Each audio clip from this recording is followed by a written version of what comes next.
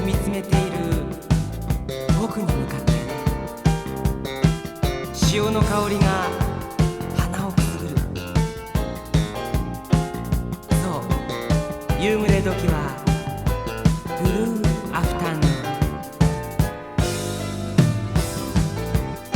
ン。沈んでいく夕日を見つめていると透かし絵のように今日の出来事が浮かんでは消える。思い出が足元の砂のように地球の底にさらさらと滑り落ちていく。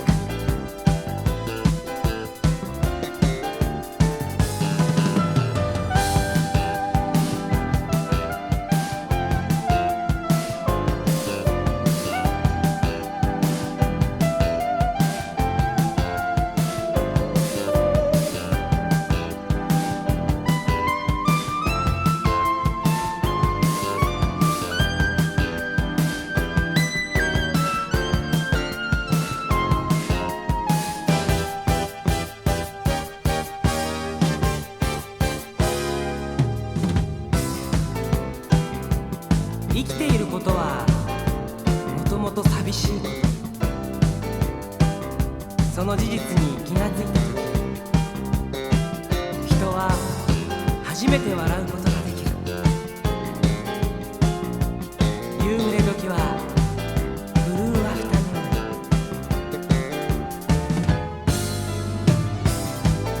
ン。キラキラ波に金粉を振りまき、今日が沈む。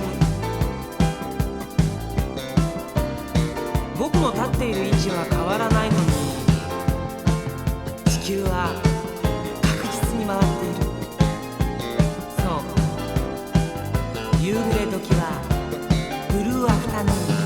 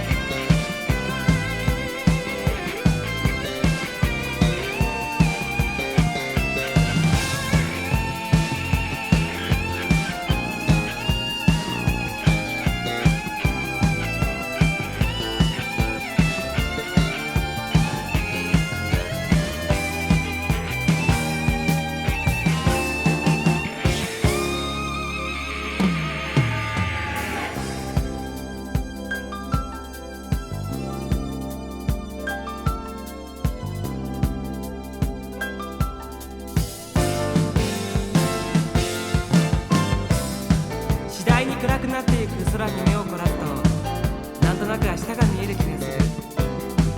今日のナイトキャップはブルーアフタヌーンにしよう。喜びと悲しみを